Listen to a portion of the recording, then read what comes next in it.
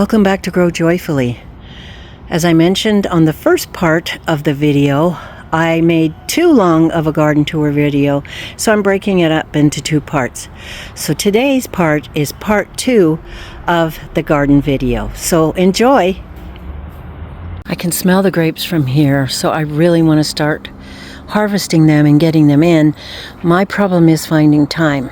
I know I'd be attracted to this garden more if I could keep it weed-eated, but there's that thing again about having enough time. So I'm just going to have to deep breathe, relax, and get done what I can get done, because my grandkids are very important to me, and I get to watch some little cuties today, so I'm very excited about that.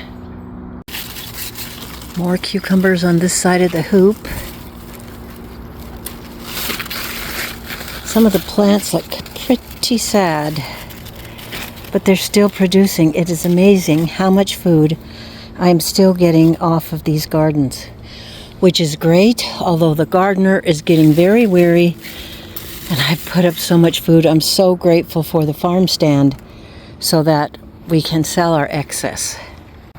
Chocolate sprinkles, little grape tomatoes. They are the most amazing things. Oh, this one's warm. That means I have to eat it, even without the salt shaker.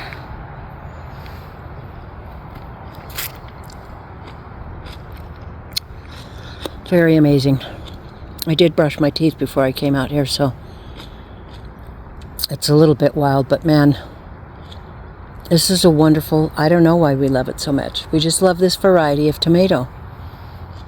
This is the only Hungarian heart plant that survived, and it looks like this is about the only fruit. We tried. I really like the Amish paste. Those turned out really well for me this year. I'm babysitting my grand dog, Lily. Lily! Hi! She's a pretty good little dog. Oh! Looks like I missed this cantaloupe being done. Oh dear. It's got a hole in it. Well, I'm going to take it in just for fun and to see if it has a decent taste and if it'll turn out at all. See the hole in it? But I'm going to take it in, cut it open, and see if any of it's edible.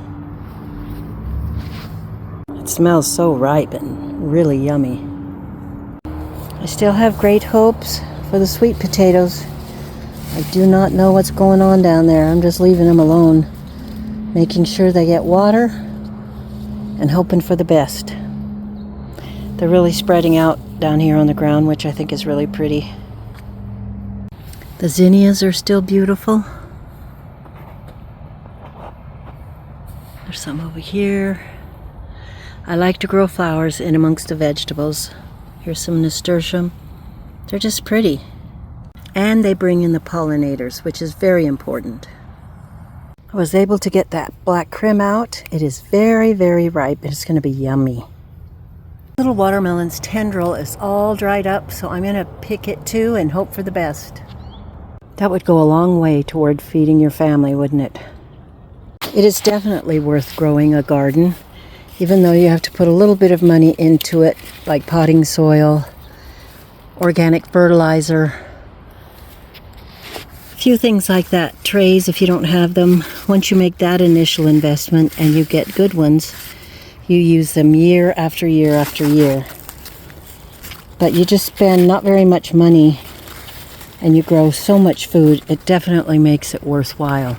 And you know where the food comes from. You know what got put on the food. No chemical fertilizers or herbicides.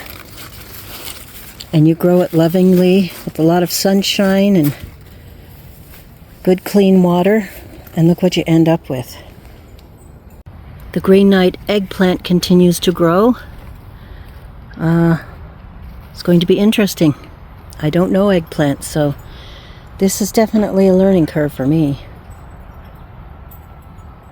The Green Knight eggplant continues to grow. I'm not exactly sure what its growing habits are, So it's definitely a learning curve for me, but kind of an exciting one. I have dried quite a few herbs this year. Definitely not enough to last me through a year, but I use most of them, like the dill and the basil, when I'm making tomato sauce, spaghetti and pizza sauce, and pickling the cucumbers. So hopefully it'll last me quite a while through the year. Still in here picking beans. A lot of them have been selling very well, and then we blanch and freeze or eat fresh the rest of them, so that's kind of fun. Another very beautiful blue sky day. I spotted a few more cucumbers. They always hide in the leaves, so if you move your position you can see things that you couldn't see before. Got 5 of them here. I love the way the sun is peeking through the arbor here. I love the way the sun is peeking through the arbor, through the hoop. There we have some more. 5 more beautiful cucumbers. Looks like this cucumber started as 2, or it looks like here it started as 1 and it fused to 2. Anyway, it's kind of cool. So let's venture out to the wild brassica area. I feel like I've really let these Romanesco broccolis and the broccolis down this year. Out of all the things that I grow myself, cauliflower, broccoli, Romanesco broccoli are the hardest for me to keep up with and to eat. I don't know why they bother me. I need to catch them so much earlier than this. But I just wanted to leave these guys until it got quite cool. So I'll just keep picking things off of them, hoping that they'll keep going. I've got a red cabbage here. Looks like it's got a little buggy bite there. I'm trying to grow some white cabbage, little plants, but they're not getting very big. I'm not going to count this as a total loss, although I think it would qualify for my disaster story. But that's okay. You can still pick vegetables amongst the weeds and spray off the aphids. I've got a couple of mountain princesses hiding here.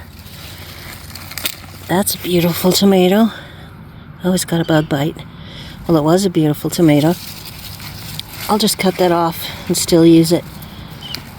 Try to make use out of everything that I can and either put it in the compost or in with the chickens. And that one got all ate up. Bad gardener lady. Bad gardener lady. What are these guys? They are... That's not a Hungarian heart. It says it's a Hungarian heart, but I don't believe it.